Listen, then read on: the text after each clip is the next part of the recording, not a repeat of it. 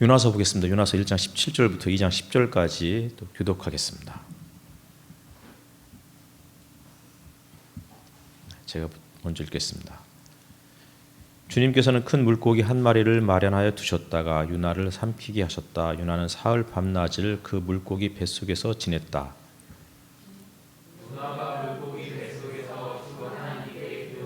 아뢰었다. 내가 고통스러울 때 주님께 불러 아뢰었더니 주님께서 내게 응답하셨습니다. 내가 스올 한가운데서 살려달라고 외쳤더니 주님께서 나의 호소를 들어주셨습니다.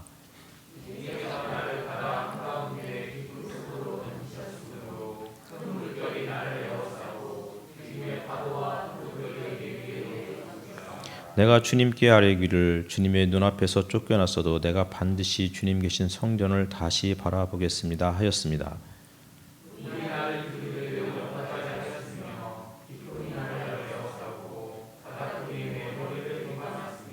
나는 땅속 몇 뿌리까지 내려갔습니다. 땅이 빗장을 질러 나를 영영 가두어 놓으려 했습니다만 주 나의 하나님 주님께서 그 구덩이 속에서 내 생명을 건져 주셨습니다.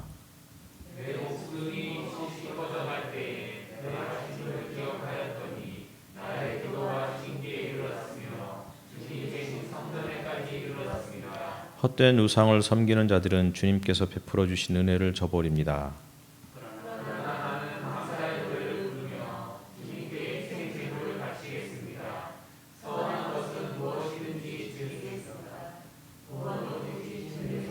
같이 읽겠습니다.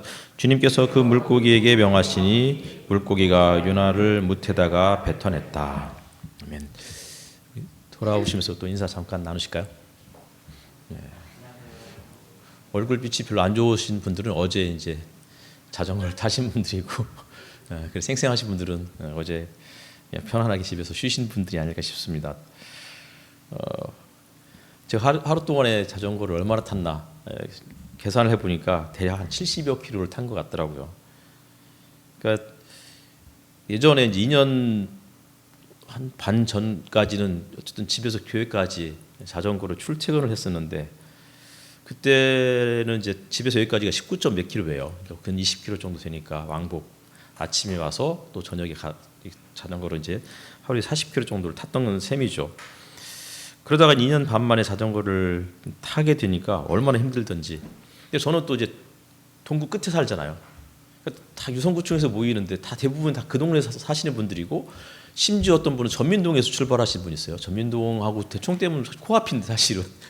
근데 저는 유성구청까지 자전거를 타고 오는 그 거리가 14점 몇 킬로인데 오는 그 순간부터 이제 힘이 다 빠져가지고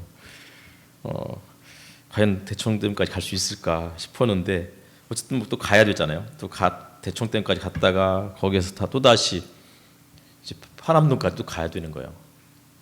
또 오는 길에 또 자전거가 또 펑크가 나가지고서 또 다행히 이련 형제님께서 수리 키트를 갖고 계셔가지고 어려움 없이 다시 자전거를 타고 왔지만 어쨌든 혼자서 동구 쪽으로 향하는 그 자전거 도로를 혼자 타고 오는데 거의 한 시속 뭐 한 4km 걷는 속도가 비슷하게 안 갈 수는 없으니까 가긴 가야 되겠는데 언제 가려나 중간에 카페라도 있으면 좀 들려서 커피 한 잔 마시고 갔으면 좋겠다 싶은데 자전거 도로에 카페는 있을 리가 없고 너무 힘들었던 하루였습니다.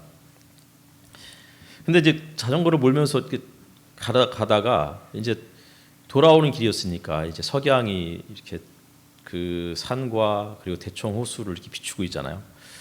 근데 참 예쁘더라고요. 억새풀도 참 오랜만에 본 것 같고 그리고 이제 그 신탄이 그쪽에 이제 핑크뮬리라는 몇 년 전에 한번 가보고 그 이후에 한 번도 안 가봤다가 자전거를 타면서 그 앞을 또 지나가게 됐죠. 그래서 핑크뮬리도 한번 보게 됐고 또 여기저기 피어 있는 국화꽃도 보게 되고 그리고 뭐 대청호에서 막 물고기를 잡고 있는 오리나 혹은 뭐 백로 뭐 이런 새들이 이제 물고기를 막 잡기 위해서 자맥질하는 모습도 보게 되고 그리고 가끔씩 보통 이제 낙조가 딱 질 때 그 무렵에 낙조 그 무렵에 물고기들이 수면 위로 막 튀어오르는 그런 모습들을 가끔 볼 수 있는데 저 큰 손바닥보다 더 큰 물고기들이 수면 위로 튀어오르는 그런 장면들도 보게 되었습니다. 정말 가을 오후를 만끽할 수 있었던 그런 하루였던 것 같습니다. 근데 혼자는 절대 안 갔을 것 같아요. 자전거를 빌라 입구에다가 뒀으니까 2년 넘게 거기에 세워뒀으니 막 먼지와 거미줄이 얼마나 많이 이렇게 껴 있었겠어요. 그래서 저걸 언제 타긴 타야 되겠는데 계속 용기가 안 났다가 이제 이번에 어쩔 수 없이 자전거를 꺼냈고 출발하기 전에 이제 청소도 하고 수리할 부분도 수리도 해야 되고 점검을 쭉 하고 이제 출발했는데 어쨌든 간에 혼자 가라고 했으면 절대 안 갔을 텐데 어쩔 수 없이 함께 할 수 있는 사람도 있었으니까 하게 되는 것 같아요. 오늘은 이제 요나서 2장입니다. 지난 주일에도 사실은 같은 본문을 가지고 이야기를 했었습니다. 근데 지난 주일에는 이제 요나의 기도를 통해서 요나가 바다 깊음 속에 던져지고 스올 혹은 음부로 상징되는 물고기 뱃속에 처했을 때 하나님의 은혜가 음부 혹은 스올 이건 지옥을 또 그렇게 표현하는 그런 용어이기도 한데 하나님의 은혜가 거기까지 미쳤다라는 그런 내용의 말씀을 드렸었습니다. 요나가 거창하게 기도해서 하나님께서 그 요나의 거창한 기도를 들으시고 감동하시고 마음을 움직여서 요나를 구원하신 것이 아니고 사실은 그냥 하나님의 은혜가 요나와의 기도와 상관없이 그를 구원하기로 작정하셨고 그의 그 처했던 물고기 뱃속에까지 혹은 음부 스올까지 그 은혜가 스며들었다라는 말씀을 드렸었습니다. 그러니까 요나가 거창하게 기도해서 하나님이 마음 움직이신 것이 아니고 하나님의 은혜가 그를 구원하신 것이죠. 그러니까 장황하고 수려한 기도문이 아니라 그냥 하나님 혹은 아버지라는 이 외마디가 하나님의 마음을 더 강하게 움직였을 것 같아요. 그래서 이제 지난 설교의 맨 마지막 부분으로는 김영환 시인의 울꽃이라는 동시를 소개해 드렸었죠. 할머니가 교회에 울러 가시는 내용, 손주가 할머니에게 어디가?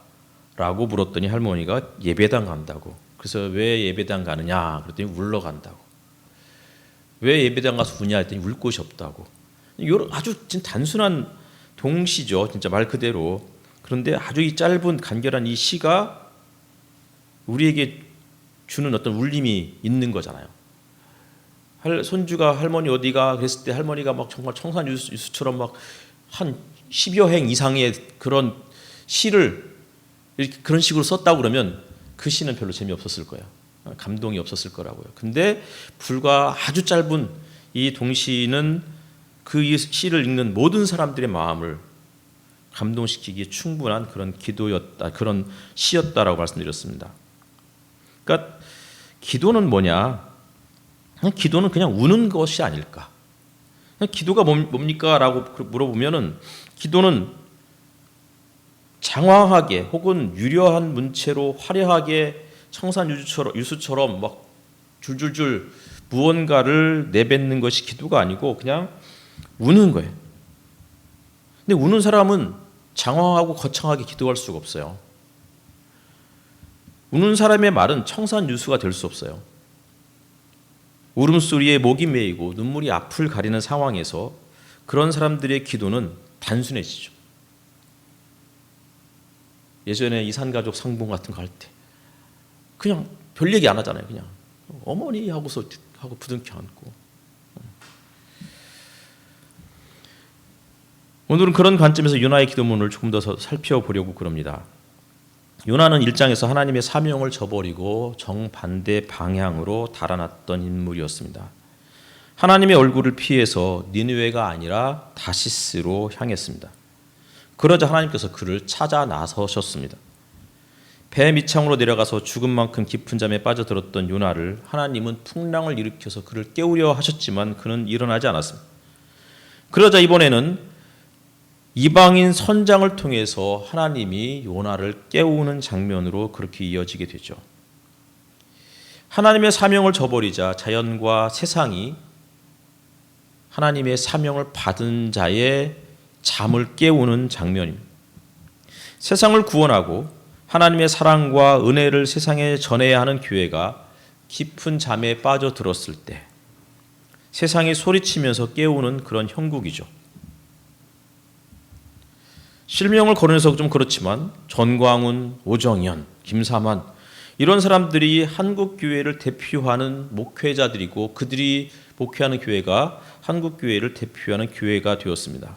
그런데 그런 교회들이 탐욕에 눈이 멀자 PD수첩 같은 그러한 방송이 그들을 찾아가서 경고하고 정신 차리라고 말하는 그러한 형국이죠.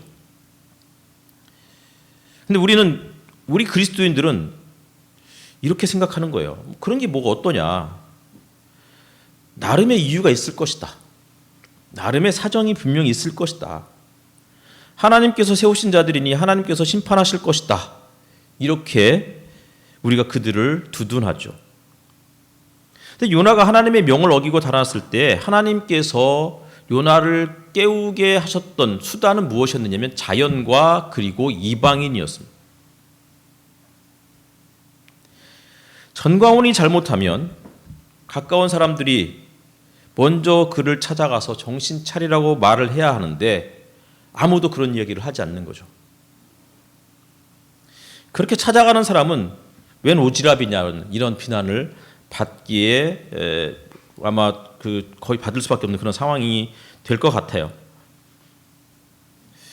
근데 사실은 오지랖이 넓어서 그를 찾아가는 것이 아니고 하나님께서 그를 찾아가라고 감동하셨기 때문에 찾아가서 경고하는 거예요. 명성교회 세습 문제를 계속해서 문제 삼았던 사람들, 그 교회 앞에서 혹은 교단 총회 본부 앞에서 1인 시위했던 사람들, 그런 사람들이 나단이었지 그곳에 가서 수백만 원 돈을 받고 설교한 사람이 나단이 아닌 것이죠. 이방인 선원들은 요나가 문제의 원인임을 알게 되었어요. 하지만 그들은 종교의 이름, 신의 이름으로 요나를 심판하려고 하지 않았어요. 최선을 다해서 육지로 노를 저어서 육지에 다다르려고 노력했고 자신들의 밥벌이인 화물을 바다에 단호하게 집어 던지는 그러한 결단까지 보여주었던 사람들이었습니다. 요나를 바다에 던져야 자신들이 살 수 있다는 생각을 하지 않았다는 말입니다. 하지만 그들의 노력은 헛수고였어요. 문제의 원인이 자신임을 알고 있었던 요나는 결국 계속해서 자신을 바다에 던지라고 설득했고 온갖 방법을 다 써본 선원들은 결국은 어쩔 수 없이 요나를 바다에 던지게 되었습니다. 그리고는 자신들에게 살인죄를 덮어 씌우지 말아달라고 하나님 앞에 기도했고 그리고는 모든 위기를 극복한 이후에는 하나님 앞에 감사의 예물을 바쳤습니다.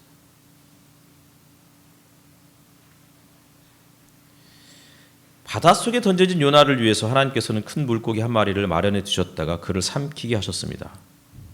그리고 2장 10절에는 큰 물고기가 그를 토해냈습니다. 17절은 삼켰다라는 단어가 있고 그리고 2장 10절에는 토해냈다. 이 두 단어가 기도문을 감싸고 있습니다. 삼키는 것과 토해내는 것은 성경에서 긍정적으로 사용된 적이 한 번도 없었습니다. 이스라엘 백성들을 추격해 오던 이집트 군대를 땅이 삼켰다라고 모세가 그렇게 노래했습니다. 그리고 모세를 대적했던 레위인 250명이 하나님께서 그를 땅을 통해서 집어 삼키도록 명하셨다라고 그렇게 또 이야기하고 있습니다. 삼킨다라는 단어는 기본적으로 심판의 의미를 담고 있다는 뜻입니다. 토해낸다는 단어도 마찬가지죠. 하나님의 백성이 불의하게 악하게 살아갔을 때 하나님께서 그 땅의 거민들을 토해낸다. 토한 음식은 아무런 쓸모가 없다. 잠언에 있는 말씀이고 요한계시록에는 뜨겁지도 차지도 않은 미적지근한 신앙을 가지고 있었던 라오디게아 교회를 향해서 하나님께서 토해내겠다라고 말씀하셨습니다. 모두가 다 부정적 의미로 사용하고 있는 것이죠. 그러니까 요나를 큰 물고기가 삼켰다. 혹은 토해냈다. 이 말은 요나를 하나님께서 심판하신다는 뜻이기도 하고 요나의 기도를 들은 하나님이 역겨워서 그를 토해냈다라는 의미로도 이해할 수 있는 부분이라는 것입니다. 지난번에 PD수첩에서 전광훈 목사, 전광훈 씨죠. 전광훈 씨의 그 행태들을 보여주었을 때 1시간 내내 역겨운 그런 어떤 증상들이 저에게도 나타나더라고요. 어떻게 저렇게 자신 있게 확신에 가득 차서 기자들 앞에서 저런 말을 할 수 있을지. 저만이 아니고 그 방송을 본 모든 국민들이 역겨워했을 거예요. 요나는 착각에 빠졌습니다. 깊은 물속에서 죽음을 기다리고 있었을 때 큰 물고기가 자신을 삼킨 것이 하나님께서 자신을 구원하신 것이다 라고, 그것이 하나님께서 자신에게 베푼 은혜였다라고 착각하고 있는지도 모르겠습니다. 그래서 물고기 뱃속에서 기도하죠. 아주 유창하게. 요나가 물고기 뱃속에서 주 하나님께 기도를 드리며 아뢰었다. 기도가 청산유수인 사람들이 많아요. 대부분의 기독교인들은 말을 참 잘해요. 제가 예전에 그 누군가가 미팅 이런 거 해줬잖아요. 다 해보셨죠, 미팅 같은 거. 그래서 이제 미팅 자리에 갔는데 제 상대편 그 여자분이 저한테 교회 다니냐고 물어보더라고요. 그렇다고 했더니 교회 다니는 사람들이 이렇게 말을 잘하냐고. 그게 칭찬인지 비난인지 잘 이렇게 아리까리한 그런 기억이 있었습니다. 교회를 다니는 사람들은 왜 말을 잘할까요? 교회 다니는 사람들은 다 노래를 잘해요. 왜 노래를 잘할까요? 교회 다니는 사람들은 어지간한 사람들이면 다 기타를 치거나 악기를 다뤄요. 어떻게 기타도 잘 치고 노래도 잘하고 말도 잘하고 거기다가 또 공부도 잘하는 경우들도 왕왕 있어요. 근데 교회를 다니면 자연스럽게 매 주일마다 정기적으로 노래를 하잖아요. 주일마다 노래를 하나요? 구역 예배니, 학생부 예배니, 청년 예배니, 기타 등등 노래를 해요. 그러니까 교회 다니는 사람들의 숫자가 급감했던 결정적 이유는 노래방 때문이에요. 교회 가서 노래를 해야 되는데 자꾸 노래방이 생기니까 사람들이 노래방 가서 노래를 하다 보니까 교회를 안 가는 거죠. 어쨌든 간에 매주마다 찬송가 악보를 들고 노래를 하다 보니까 자연스럽게 악보를 읽게 돼요. 성가대 합창을 하게 되고 때로는 1년에 한 번씩 문학의 밤도 했잖아요. 그러면서 한 번도 안 해봤던 일반 학교나 사회였다면 전혀 기회가 주어지지 않을 연극 무대에 서기도 했어요. 기타를 비롯해서 여러 악기들도 연주해 볼 수 있는 기회가 주어졌다고요. 제 친구가 음악을 전공했는데 그러다가 최근 어렸을 때부터 같은 이제 교회에서 쭉 컸던 친구였는데 몇 년 전부터 교회를 안 다녀요. 교회를 그러다가 이번 추석 때 만나서 그 친구 고민을 들어봤는데 교회를 다시 다니고 싶다는 거예요. 신앙심이 있어서가 아니고 노래할 수 있는 무대가 없다는 거예요. 그래서 다시 교회를 다닐까 고민하고 있다고. 교회를 다니면 노래를 잘하는 걸까요? 아니면 교회를 다니는 사람들이 주로 노래를 잘하는 사람들이 교회에 모여드는 것일까?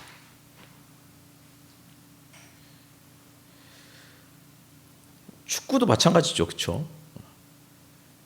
그러니까 어지간한 남자들은 교회 다니면 축구를 해요. 그래서 어쨌든 저 같은 개발이어도 하다 보니까 조금씩 눈치껏 축구를 하게 되는 거죠. 그러니까 교회를 다니면 자연스럽게 배울 수 있는 것들이 있는 것은 분명해요. 그것은 기회이고 복이죠. 하지만 그것이 항상 긍정적인 면만 있는 것은 아니에요. 그러니까 교회에 가서 자연스럽게 여러 사람들 앞에서 말할 수 있는 기회가 주어지니까 많은 기독교인들이 말을 잘해요. 기도도 그래요. 처음에는 더듬더듬 하면서 기도했는데 어느 정도의 시간이 흐르면 다들 청산유수가 돼요. 그런데 청산유수처럼 기도하는 것이 과연 은혜로운 기도일까? 요새 우리나라 이렇게 자꾸 정치 얘기해서 좀 그렇지만 법무부 장관 가끔씩 TV나 이런 유튜브 들어오면 말을 너무 잘하잖아요. 근데 마음에 하나도 감동이 없어요. 듣기 싫은 거죠. 그래서 누군가가 이 법무부 장관을 확 길을 눌러줄 수 있는 누군가가 나타났으면 좋겠다. 이런 생각을 하면서 쳐다보게 되잖아요. 요나가 하는 기도, 물고기 뱃속에서 하는 기도도 청산유수예요. 요나는 평소에 성전을 제 집 드나들듯이 드나들었던 인물이었던 것 같아요. 그러니 늘 기도하고, 그러니 누구보다도 기도를 잘하겠죠. 4절을 보니까 내가 주님께 아뢰기를 주님의 눈앞에서 쫓겨났어도 내가 반드시 주님 계신 성전을 다시 바라보겠습니다. 7절에도 나의 기도가 주님께 이르렀으며 주님 계신 성전에 이르렀습니다. 이 짧은 기도에 성전이라는 단어가 2번이나 반복해서 사용되고 있다는 거예요. 늘 주님의 성전을 바라보면서 살아가는 사람. 누구보다도 요나는 성전을 사모했던 사람이에요. 그런 요나가 하나님께서 자신의 뜻과 상치되는 명을 내리시자 단호하게 하나님의 얼굴을 피해 성전을 등지고 달아났던 것이죠. 요나의 기도문을 보면 총 9절로 이루어져 있는데 그 중에 6절이 시편을 인용했거나 혹은 시편의 그 구절과 아주 유사해요. 평소에 요나는 시편을 자주 읽고 낭송했던 사람이었을 거예요. 우리도 대표 기도할 때 이제 대표 기도를 딱 맡으신 분들 우리 이제 기도를 요새 안 하지만 대표 기도하면 어떻게 해요? 며칠 전부터 긴장하면서 기도문을 쓰잖아요. 그러면서 기도문을 쓰는데 항상 뭘 뒤적거려요? 성경책을 뒤적거리죠. 내가 뭘 인용할까? 성경 한 구절이라도 인용을 하면 그 기도가 더 멋진 기도가 될 거라는 생각들을 갖고 있는 거예요. 저를 포함해서 대부분의 그리스도인들이 그래요. 성경 구절을 인용하면 하나님께서 더 잘 응답하실 것 같은 생각을 해요. 아니 솔직하게 얘기하면 성경 구절을 인용하면 이 기도를 듣는 사람들이 저 사람 기도 참 잘한다 이렇게 평가할까 봐 성경 구절을 인용하는지도 몰라요. 예전에 제 신학생 시절이었죠. 20대 초반에 개척교회를 다녔는데 그때 어떤 한 분이 처음으로 예수를 믿고 몇 개월 만에 교회에서 대표 기도를 하셨던 때가 있었어요. 그분은 초등학교밖에 나오지 않은 분이셨어요. 그런 그분이 어느 날 예수를 믿게 되었고 그리고 이제 예수를 믿고 교회 등록해서 결국은 이제 돌아가면서 이제 대표 기도를 하게 되었으니까 그분 기도 차례가 된 거죠. 근데 이분이 대표 기도를 하러 나오셨는데 막 그 떨림이 다 느껴지는 거예요. 목소리의 떨림이 모든 그 기도를 듣는 모든 사람들에게 다 느껴질 정도였고 이분이 저 종이에다가 기도문을 써오셨거든요. 종이가 떨리는 소리가 다 들려요. 덜덜덜 막 떨리는 소리가. 길지 않은 기도였어요. 그런데 20대 초반에 들었던 그 기도문이 지금도 생각나요. 30년이라는 세월이 지났는데. 무슨 기도였느냐면 이런 내용이었습니다. 하나님, 제가 예수님을 믿고 처음으로 아내에게 미안하다는 생각을 갖게 되었습니다. 가난하고 못 배운 남편을 만나 늘 고생만 하던 아내에게 미안한 마음, 고마운 마음이 생겨 용기를 내어서 꽃 한 송이를 사서 선물해 주었습니다. 이런 내용의 기도를 하고 마쳤어요. 그날 목사님 설교는 아무리 잘했어도 아무도 그 설교를 기억하지 못했어요. 예배를 마치고 모든 교인들이 그분 앞에 가서 악수하면서 기도의 은혜 받았다고. 그분의 기도문에는 성경 한 구절 인용되지 않았고 심지어는 그렇게 상투적인 기독교 용어도 등장하지 않았어요. 그냥 마음을 담아서 했던 그 기도였는데 그게 모든 교인들에게 은혜를 끼치는 기도였던 거죠. 근데 반면 요나의 기도는 어땠을까요? 2절을 한번 읽어볼까요? 2절. 읽겠습니다. 시작.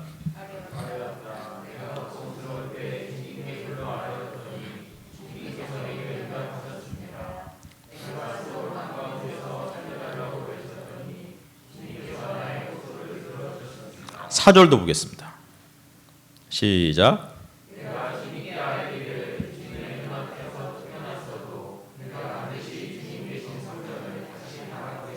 7절도 보겠습니다.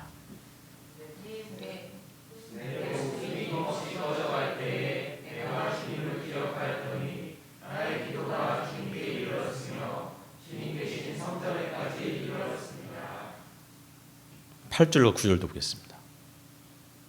시작.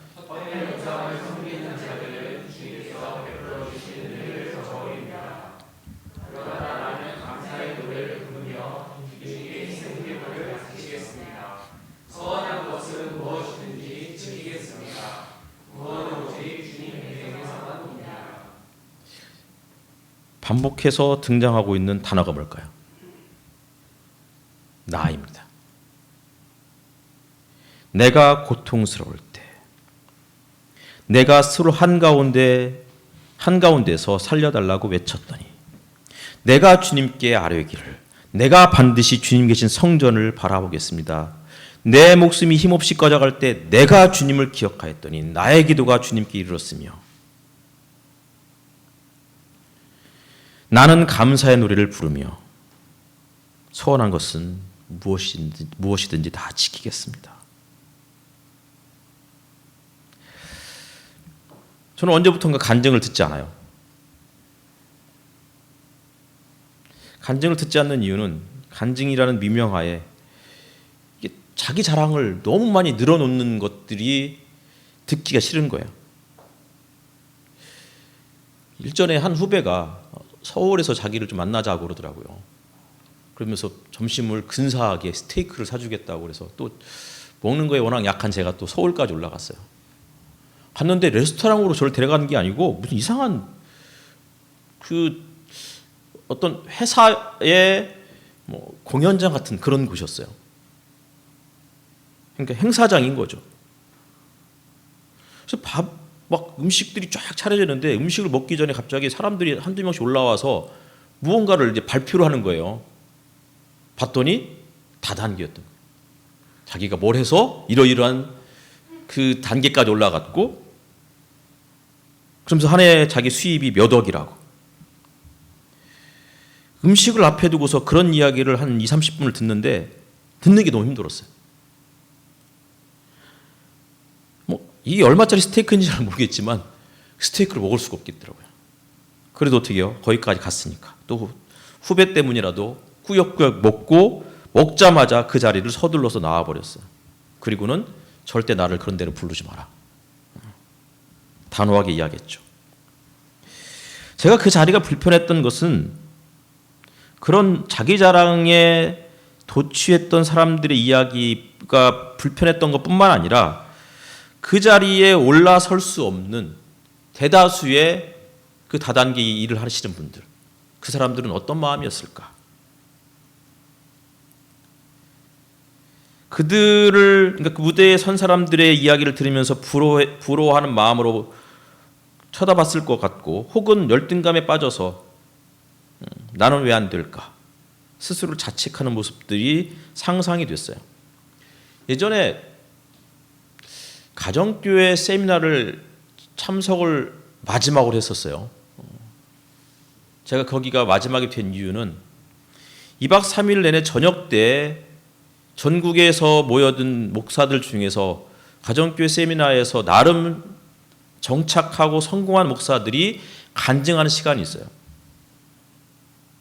몇 개의 목장으로 시작했는데 나중에 몇 개가 되었다. 다 그런 얘기였어요. 가정교회 매뉴얼대로 했더니 잘 되더라.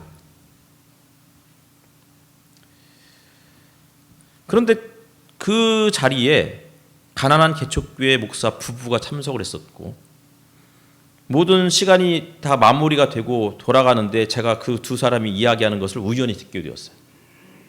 근데 두 분이 하는 이야기가 이런 내용이었어요. 너무 힘들다고.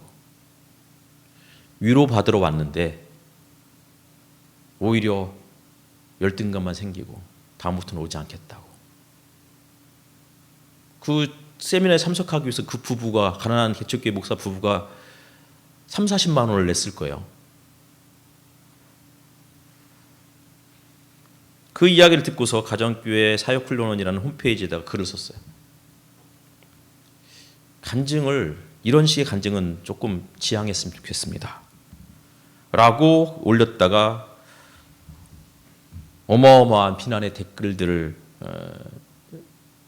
받게 되었고, 결국은 제가 이제 그 가정교회를 탈퇴하게 되는 그런 결정적인 그런 계기가 되었죠.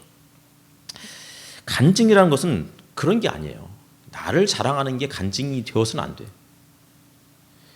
내가 뭐 했더니 하나님께서 이렇게 복 주셨다. 내가 기도했더니 하나님께서 응답해 주셨다. 요나가 기도하기 전에도 하나님은 그를 구원하기로 마음 먹으셨고,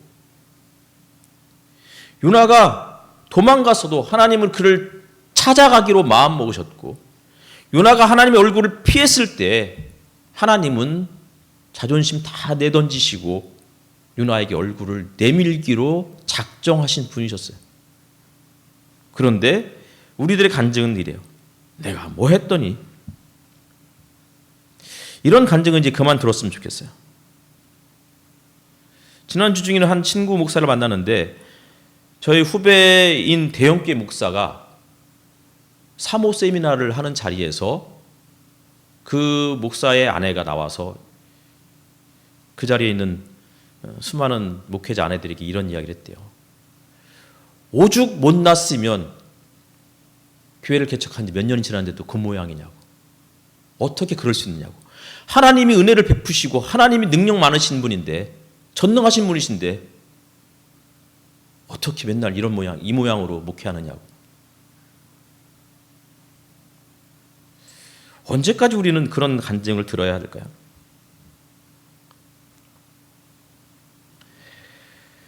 요나는 자기 중심의 기도를 유창하게 자랑하고 있는 거예요. 시편을 인용하면서 내가 뭐 했더니 하나님께서 복 주셨다. 내가 뭐 했더니. 그러면서 8절에 헛된 우상을 섬기는 자들은 주님께서 베풀어 주신 은혜를 저버렸다. 그랬나요? 1장 마지막에 가면 헛된 우상을 섬기는 자들이 오히려 주님의 은혜를 기억하면서 희생 제물을 바쳤다고요. 오히려 하나님 앞에 하나님의 명예에 순종하면서 순명하며 살겠다고 서원했던 요나는 하나님의 명을 거역하고 반대의 길로 달아났던 그가 요나였는데, 이렇게 이야기하죠. 서원한 것은 무엇이든지 지키겠습니다. 나는 감사의 노래를 부르며 주님께 희생 제물을 바치겠습니다. 이방인이 희생 제물을 바쳤는데 마치 자기가 한 것처럼 착각하고 있는 거죠.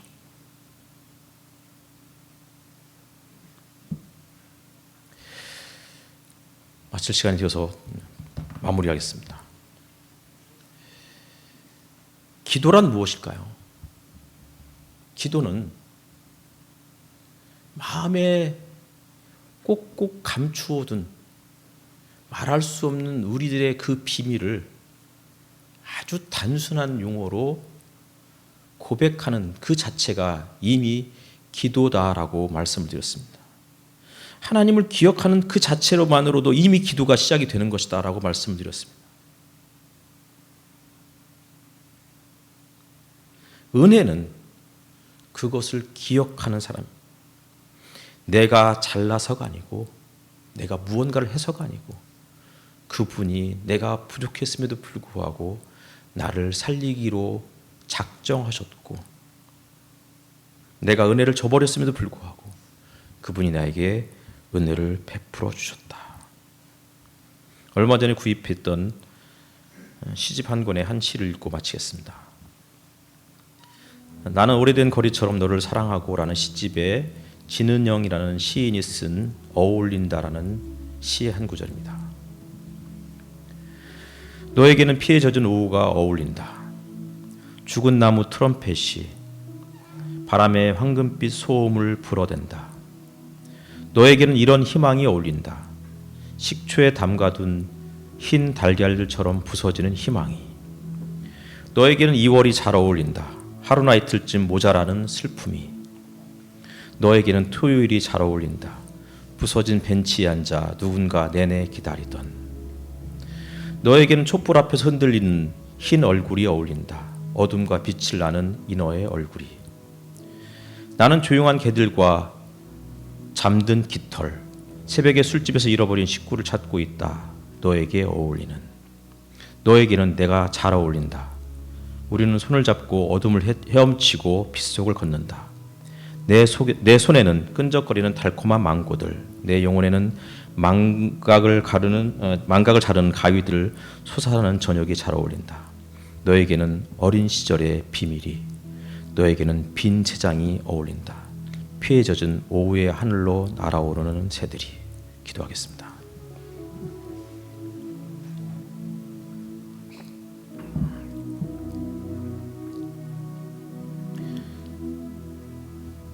뒷눈형이라는 이 시인은 모자람이 혹은 부족함이 어쩌면 우리들에게 잘 어울린다고 그렇게 이야기를 해주고 있는 것 같습니다. 하루나 이틀쯤 모자라는 2월의 그 슬픔.